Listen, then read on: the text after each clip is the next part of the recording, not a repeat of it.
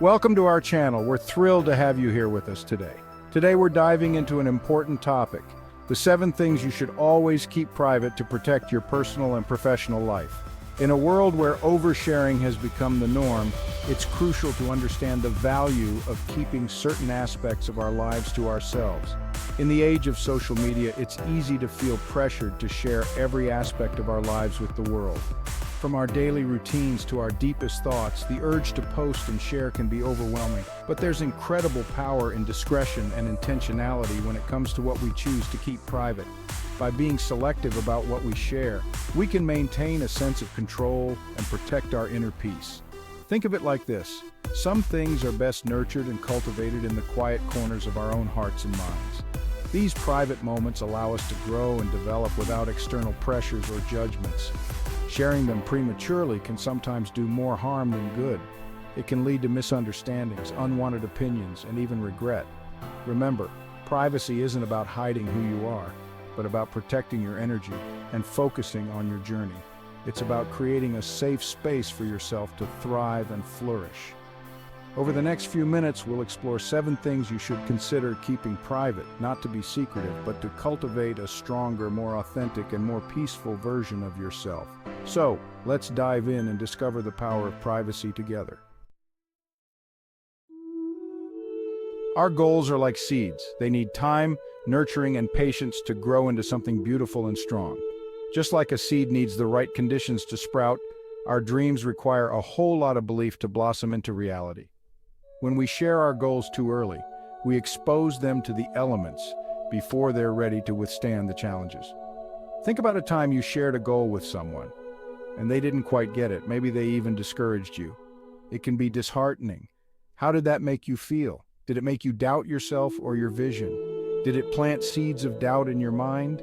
The truth is, not everyone will understand your aspirations, and that's okay. Everyone has their own path and their own understanding. Their journey is not your journey. Your path is unique to you, and only you can truly understand it. Keep your goals close to your heart, let them fuel your actions, and let your success be the announcement to the world. Work quietly and let your results speak for themselves. Remember, the quiet whispers of your own determination are far more powerful than the fleeting validation of others. Your inner voice is your strongest ally. Let your actions speak louder than words. Let your achievements be the proof of your hard work and dedication. Let your achievements be the testament to your dedication. Celebrate your victories, no matter how small they may seem. And most importantly, protect your goals, nurture them, and watch them flourish in their own time. Just like a gardener tends to their plants, tend to your dreams with care and patience. In a world obsessed with material possessions and social status, it's easy to fall into the comparison trap. We see someone else's highlight reel and suddenly feel inadequate about our own journey. This is why it's crucial to keep your financial affairs private. Sharing your income, your expenses, or even your latest splurges can create unnecessary envy and judgment, both from others and within ourselves. Remember, wealth is relative. What truly matters is not how much you have, but how you use it to create a meaningful and fulfilling life. Focus on your own financial goals, celebrate your own milestones, and remember that true abundance comes from a place of gratitude and contentment. Your financial journey is unique to you. Protect it from the noise of comparison and let it unfold at its own pace. Kindness is a beautiful quality, but it's important to remember that true kindness has boundaries. When we're overly giving, we risk depleting our own energy and attracting people who take advantage of our generosity. It's not about becoming cold or uncaring, but about being mindful of how much we give and to whom. Just as we set boundaries in other areas of our lives, it's essential to set boundaries with our kindness. This means learning to say no when necessary, prioritizing our own well-being, and making sure our kindness is reciprocated and respected. Remember, true kindness is not about seeking validation or approval. It's about acting from a place of genuine compassion and understanding. And sometimes the kindest thing we can do for ourselves and others is to set healthy boundaries. Protect your energy, value your time, and let your kindness flow from a place of strength and authenticity. Chapter 4: Excuses, Owning Your Narrative. We've all been there. Things don't go as planned, and it's tempting to make excuses. It's a natural human reaction to avoid blame and protect our ego. But the truth is, excuses hold us back. They create a barrier between us and our potential, preventing us from reaching our goals. They prevent us from taking responsibility for our actions and learning from our mistakes. When we make excuses, we miss out on valuable lessons that could help us grow. Every time we make an excuse, we give away a little bit of our power. We surrender control over our lives and let external factors dictate our path. We allow external circumstances to dictate our narrative instead of owning our choices and decisions. This mindset keeps us stuck in a cycle of inaction and regret. Instead of making excuses, focus on finding solutions. Shift your perspective from what went wrong to what can be done to make it right. Acknowledge your role in the situation, learn from the experience, and move forward with greater wisdom and resilience.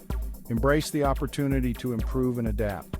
Remember, owning your mistakes is not a sign of weakness, it's a sign of strength that demonstrates courage and a commitment to personal growth. It shows that you're willing to learn, grow, and become the best version of yourself. This mindset will earn you respect and admiration from others.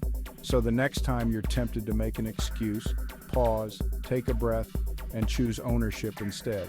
Reflect on the situation and consider how you can take control. You'll be amazed at the power it unlocks within you. By owning your narrative, you empower yourself to create a future filled with success and fulfillment. Chapter 5. Emotional Life. The Art of Discernment. In a world that often encourages us to overshare, it's important to remember that our emotional lives are precious and deserve to be protected.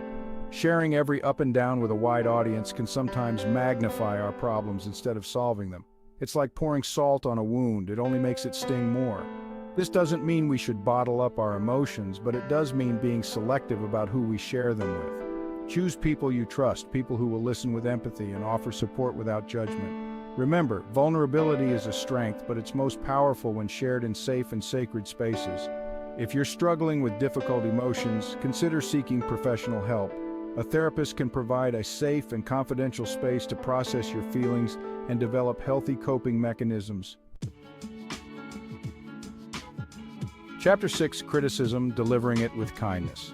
Criticism, when delivered harshly, can be incredibly damaging to relationships. It creates defensiveness, resentment, and can erode the foundation of trust.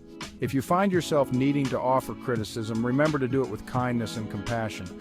Focus on the behavior, not the person, and offer specific examples to illustrate your point. Instead of saying "you always do this," try saying "I noticed that this happened, and I'm wondering if there's a different approach we could try." Remember, the goal of criticism should be to help someone improve, not to tear them down. Choose your words carefully and always lead with empathy.